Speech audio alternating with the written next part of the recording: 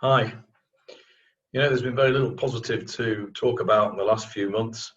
The news is dreadful: illness, death, businesses closed down, economy in ruins. We've got to try and find something positive to take with us through our lives. I've read that air pollution is down, noise pollution is down, wildlife has returned to many areas that's not been seen for years. The land is beginning to wake up a little bit. And this week's Sedra of Behar talks about a very special mitzvah connected to where I'm speaking to you from the land of Israel. And that is the mitzvah of Shemittah. Everybody knows Shemittah is at the end of 7 years. We have a end of a cycle. In the 7th year, the land lies fallow. Farmers don't work on the land.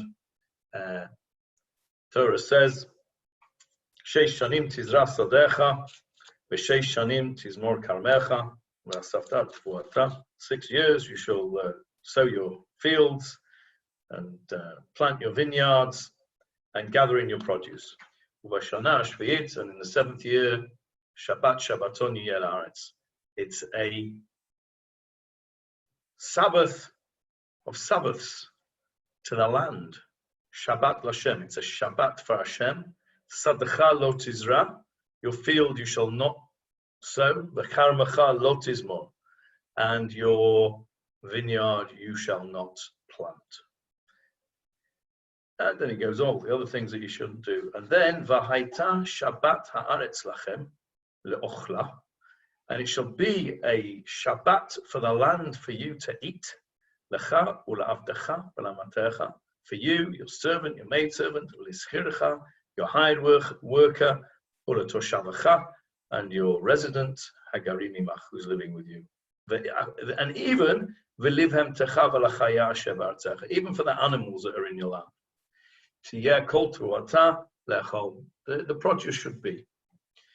So there's an obvious parallel between Shemitah and Shabbat. There are two aspects to the commandment of Shemitah. On the one hand, the counting of the years is just like the counting of the days towards Shabbat.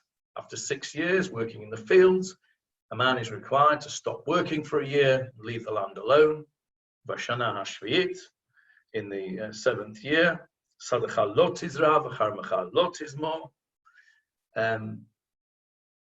The emphasis on that part of the pasuk is on the person. Sadecha lo tizmor, sadecha lo tizra v'charmecha lo tizmor. You yourself, you shall not do it. The emphasis is on the person who desists from his work during that year.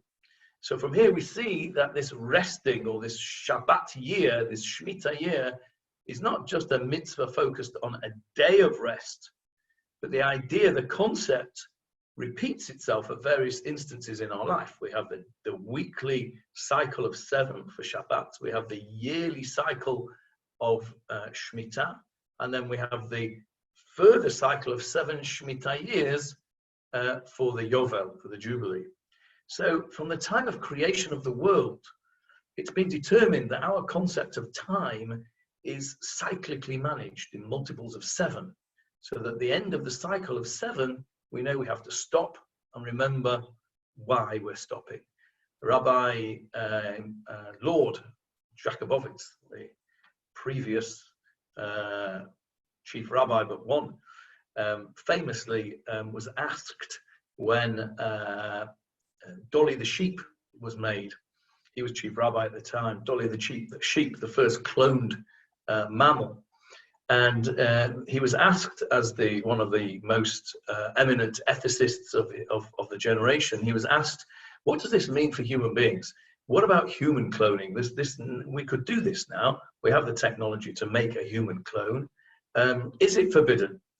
And he said, halachically, there is no action in cloning itself that is forbidden. It's not a problem from the actual maser. But, he said, think about what we celebrate on Shabbat.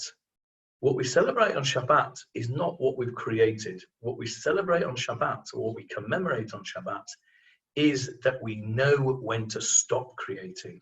HaKadosh Baruch Hu stopped creating. Why? He wasn't tired. He could have carried on. He could have carried on making lots of other things. But he stopped. There was a time when it comes, we have to stop and then stand back, like HaKadosh Baruch Hu did, and says, yeah, Hayah ki tov mod, it was very good. And this is the same with Shemittah. It's a cyclical thing that at the end of a period of time, we stop and we remember why we are living, what we're living for. But in Shemittah, there's a second dimension, which is not present in Shabbat. It's an added dimension, another layer of this concept, if you like. And this is in the second part of the pasuk. Vayita Shabbat haaretz lachem lo'ochla. There should be a Shabbat for the land, for you to eat, for your servant and maidservant, etc.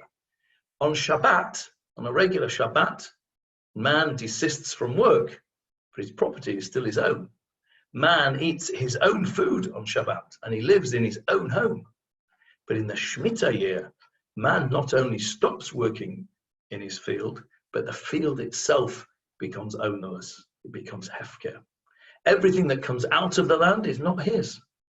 The crop it brings forth in Shemittah belongs to everybody, to all people, rich, poor, ownership, not ownership, also to the animals.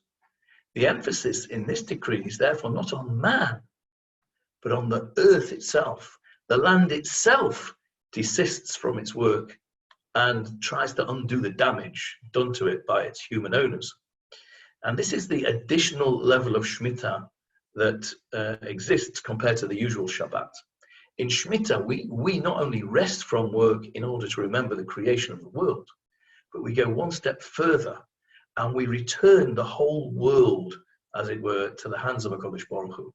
For 1 year, we drop our ownership of things.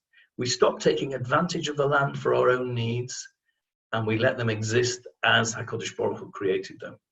And this is the highest level of keeping of the Shabbat year of Shemittah, which fills one with humility towards his creator and the environment which has been gifted to us by Hashem.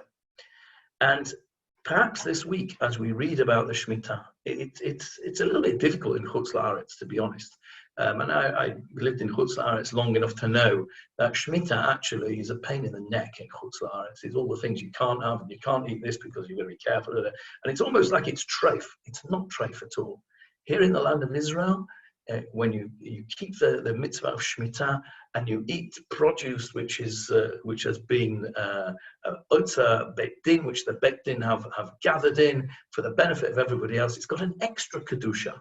I'm very fortunate to have fruit trees in my garden, and every Shemitah that will be this coming up Shemitah in a couple of years, it will be the third Shemitah I've been here, and each time I've put a notice on the gate saying, Shemittah year, anybody that wants to take the fruit, b'vakasha.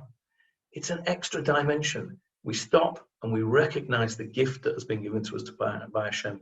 And maybe this time now, where we've had such a hardship, or we've all had to stop, forced to stop doing the things that we want to do, maybe this is a time when we should think about why we've had to stop, and maybe it's a time when we should think about our relationship with HaKadosh Baruch Hu and the environment which HaKadosh Baruch Hu has gifted to us. And if we can do that, then perhaps we can take some positive out of this dreadful time that we've been through. But perhaps when we all come out of it again, maybe we will have learned a lesson that we need to be a bit more careful about how we treat the gifts given to us by Hashem. Shabbat Shalom.